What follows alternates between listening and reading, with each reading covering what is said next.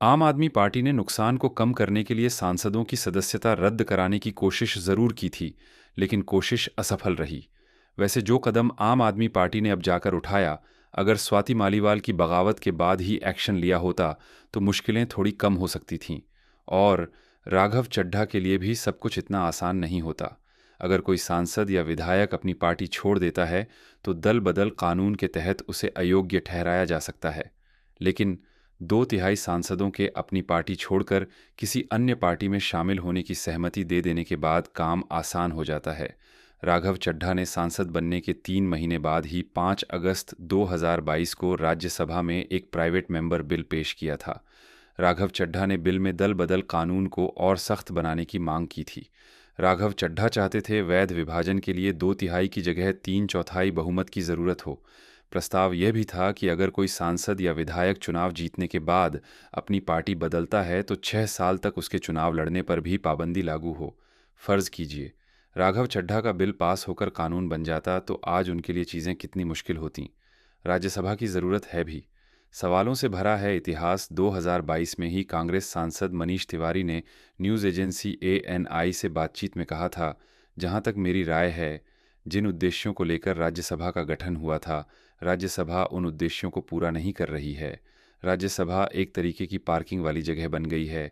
देश को इसकी ज़रूरत है या नहीं, अब समीक्षा करने की ज़रूरत है।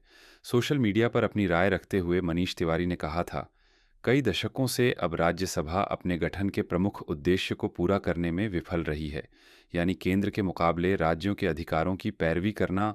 समय आ गया है कि एक बुनियादी सवाल पूछा जाए, भारत को दूसरे संघीय सदन की ज़रूरत क्यों है? क्या भारत इसके बिना काम नहीं कर सकता? क्या राज्यसभा को समाप्त कर दिया जाना चाहिए? राज्यसभा को समाप्त करने को लेकर मनीष तिवारी ने जो सवाल 4 साल पहले उठाया था, पहले भी उठ चुका है। 18 मार्च 1954 को लोकसभा में राज्यसभा को खत्म करने के लिए एक प्रस्ताव लाया गया था, लेकिन इसे नकार दिया गया। ऐसा ही एक और प्रस्ताव 30 मार्च 1973 को भी लोकसभा में लाया गया था। राज्यसभा को समाप्त करने के मकसद से प्राइवेट मेंबर बिल के रूप में 1971, 1972, 1975 और 1981 में संविधान संशोधन विधेयक पेश किए जा चुके हैं, लेकिन सारे ही प्रयास असफल। राघव चड्ढा और साथियों की बगावत ने फिर से वही सवाल उठा दिया है कि आखिर राज्यसभा की प्रासंगिकता कितनी बची है। बेशक राघव चड्ढा और संदीप पाठक पंजाब में आम आदमी पार्टी की 2022 की चुनावी जीत के आर्किटेक्ट के तौर पर देखे जा रहे हों, लेकिन पंजाब में उनका आधार क्या है?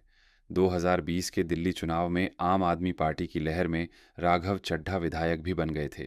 अगर 2025 का चुनाव लड़ना पड़ा होता तो राघव चड्ढा का हाल भला अरविंद केजरीवाल और मनीष सिसोदिया से अलग कहाँ हुआ होता?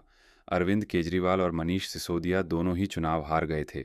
राघव चड्ढा और संदीप पाठक के अलावा बीजेपी में जाने वाले बाकी सांसदों की बात करें तो अशोक मित्तल राज्यसभा सांसद अरविंद केजरीवाल की वजह से ही बन पाए।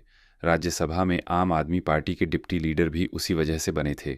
वैसे ये सब कभी एक तरफा नहीं होता, हमेशा ही एक्सचेंज ऑफर होता है। अगर एक्सचेंज ऑफर न होता तो दिल्ली से पहली बार अरविंद केजरीवाल को राज्यसभा में भेजने का मौका मिलने पर एनडी गुप्ता और एसके गुप्ता को क्यों भेजते? संजय सिंह की तरह और भी लोग थे जो राजनीति में सक्रिय थे। आशुतोष, आशीष खेतान तो लोकसभा का चुनाव भी लड़े थे और राज्यसभा के लिए मौके के इंतजार में थे। कुमार विश्वास की भी नाराजगी की वजह तो राज्यसभा की सीट ही मानी गई थी। लेकिन क्या प्रशांत भूषण और योगेंद्र यादव को आम आदमी पार्टी से बाहर करने के बजाय अरविंद केजरीवाल ने राज्यसभा भेजा होता तो क्या ऐसे ही दिन देखने पड़ते? राघव चड्ढा और साथियों के आम आदमी पार्टी छोड़कर बीजेपी में शामिल हो जाने के बाद राज्यसभा की प्रासंगिकता को लेकर पुराना सवाल फिर से सही लगने लगा है। क्या राज्यसभा को खत्म कर देना चाहिए? यह सवाल भी उठा है और कई बार संसद में ऐसे प्रस्ताव भी लाए गए हैं। राघव चड्ढा प्रकरण ने राज्यसभा की प्रासंगिकता पर सवाल उठा दिया है। राघव चड्ढा तो आम आदमी पार्टी के 6 सांसदों के साथ बीजेपी में शामिल हो गए।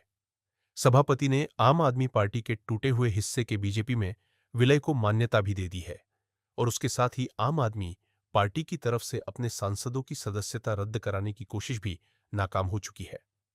दल बदल के इस ताजा प्रकरण राज्यसभा के लिए उम्मीदवारों के चयन, चुनाव प्रक्रिया और पार्टियों के दृष्टिकोण पर सवाल उठा दिया है और यह भी कि एक डेमोक्रेसी में आखिर जनता सिर्फ मूक दर्शक क्यों बनी रहे।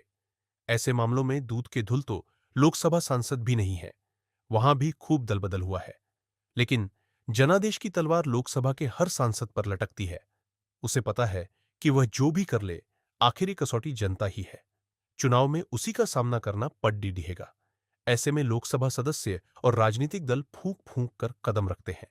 लेकिन जब राज्यभा यानी उच्च सदन की बारी आती है, तो सारे पैमाने निम्न स्तर पर चले जाते हैं। दुनिया की कई डेमोक्रेसी में ऊपरी सदन की व्यवस्था है, जैसे यूके में हाउस ऑफ लॉर्ड, अमेरिका में सीनेट। इनके चुनाव के अलग अलग पैमाने हैं। लेकिन राज्यसभा की तरह यह मान्यता है कि इसमें समाज के विशिष्ट जनों का प्रतिनिधित्व होगा। राज्यसभा को लेकर भी अवधारणा यही थी। लेकिन लगभग सभी दलों ने अपने उम्मीदवार तय करने में पैमानों को गिराया।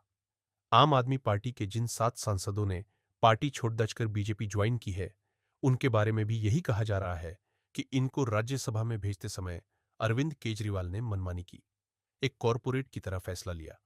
कहा गया कि जिस तरह की डील के साथ वे राज्यसभा पहुंचे थे, उसी तरह की डील के साथ उन्होंने पाला बदल लिया। 2022 में कांग्रेस नेता मनीष तिवारी ने राज्यसभा की प्रासंगिकता पर ही सवाल उठा दिया था। चंडीगढ़ सांसद, तब आनंदपुर साहिब से सांसद, ने कहा था, राज्यसभा अब पार्किंग लॉट बन गई है।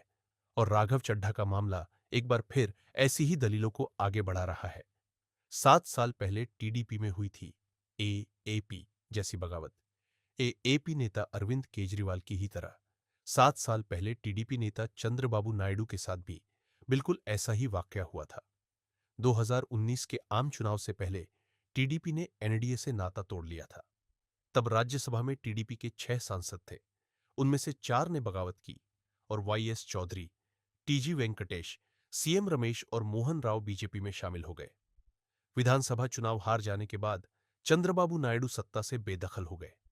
2024 में टीडीपी फिर से एनडीए का हिस्सा बन गई और अभी तो केंद्र सरकार को सपोर्ट करने वालों में चंद्रबाबू नायडू का योगदान भी नीतीश कुमार जैसा ही है।